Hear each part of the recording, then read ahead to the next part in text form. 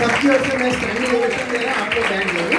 हम सबकी ओर से स्टैंडिंग ओवेशन दे चुके हैं और साथ में बहुत बहुत अद्भुत अद्भुत कार्यक्रम हुआ है। मैं इस पता नहीं कितने दिन से कर रहा था और जब मैंने इस बिटिया से कहा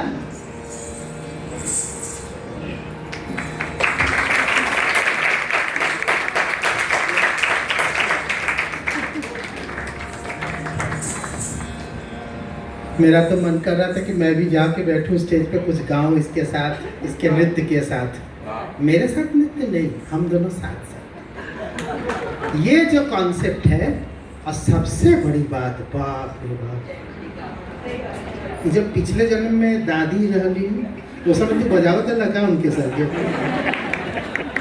एक एक चीज नाप के रखते, उनको पता है कि इसके बाद यही करेगी वो, और एकदम एकदम एक सेकंड के लिए लोगों ने कोई बातचीत तक नहीं।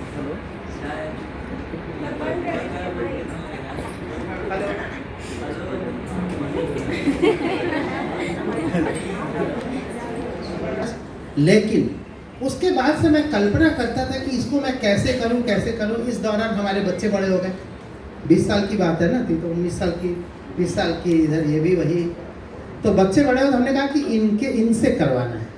और जब ये ऐसे ही आई कैजुअली किसी बात से हमसे कुछ पूछने या कुछ करने, तो मैंने उससे इसका आइडिया दिया। मैंने कहा अगर ऐसा करते वो करते, चलो हम लोग अभी तुरंत करते हैं।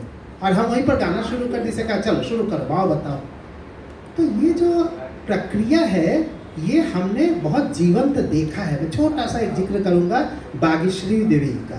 बागेश्वरी देवी जी एक बहुत बड़ी गायिका थी, ठुमरी दादरा की, और उस समय अलकनंदा देवी जी जो बहुत अच्छी नृत्यांगना थी, वो काफ़ी एजेड हो गई थी, एकदम वृद्धा थी पूरी, और काफ़ी उनके कपड़े उपड़े फटे, उसमें पैबंद लगे हुए, काफ़ी गरीबी और मुफसली में उन्होंने ज़िंदगी के आखिरी समय बिताए, आप लोग जानते ही हैं। बागेश्वरी देवी जी ये एक सत्यनारायण मंदिर है जो कि माला बाजार आप जानते हैं, उसके ठीक बगल में अंदर की ओर एक छोटा सा मंदिर है। छोटा नहीं है वो, बहुत ही प्राचीन मंदिर है और बहुत से लोग उसको जाते नहीं हैं। अभी बात हो रही थी किसी जगह कि एक ही मंदिर हमारे बनारस का नहीं है, बनारस में बहुत मंदिर है, सैकड़ों हजारों, और सबके अपने अपने इतिहास है। तो उस मंदिर का भी अपना इतिहास है। वहाँ पे बागेश्वरी देवी जी का पहले हर मंदिर में गाना बजाना होता था। गाना बजाना ही एक तरह से भक्ति का साधन था।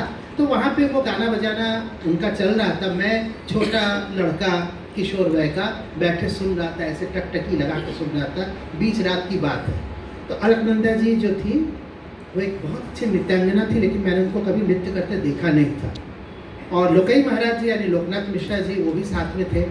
दोनों बैठे हुए थे, सुन रहे थे, वो लोग भी सुन रहे थे कि हाँ बागेश्वरी देवी गा रही हैं, और हम लोग भी सुन रहे थे।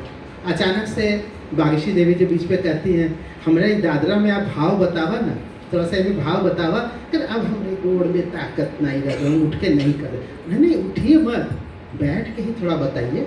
तो वह नहीं करते करते अचानक से वो तैयार हो गई। मैंने उनके वो बदले हुए तेवर देखे, जो लगा कि जैसे ट्रांसफॉर्मेशन था, अचानक से एक बिजली जैसे चमकी और सब कुछ दिख रहा हो। बैठे बैठे उन्होंने 5 मिनट तक इतना अच्छा भाव दिखाया, और इतना उस दादरा को जैसे लगा था मेरे आंखों के सामने चल रहा था। और यही कमोबेश वैसा ही इस समय बैठे सोचे ब्रिजबाम में आपके आंखों में चल रहा होगा। इतनी सुंदर ढंग से इसको जगह स्पेस देते हुए, अपना स्पेस लेते क्रिएट करते हुए, दोनों के बीच में तालमेल बैठा है इनको। और मात्र आज का या एक दिन का सिर्फ देखा हुआ है, और मुझे तो पता भी नहीं था कि इतना कुछ होने जा रहा है। अदिति तो कमाल कर दी, क्या भाव इसका है, अद्भुत। और ये हर्षित, ओहो, जब देखो तब कहीं घुस जाता है तो उसको एकदम तुरंत अपना बना देता है। बीच में उसने भी कितना सुंदर भाव दिखाया।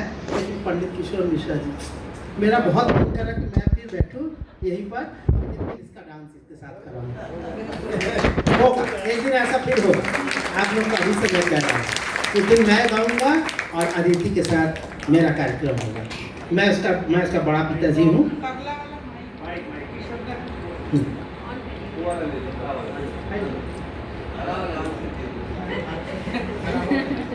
हेलो, एक बहुत ही अच्छा कार्यक्रम हुआ।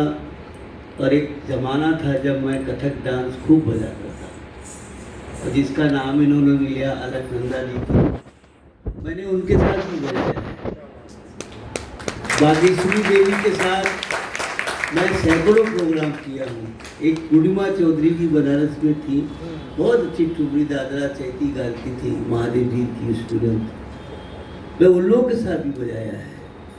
तो ये सब बजाने गाने से थोड़ा तजुर्बा मिलता है कि क्या करना है और डांसर क्या चाहता है। तो ये आप लोगों का आशीर्वाद है जो मैं इतना चाहता हूँ।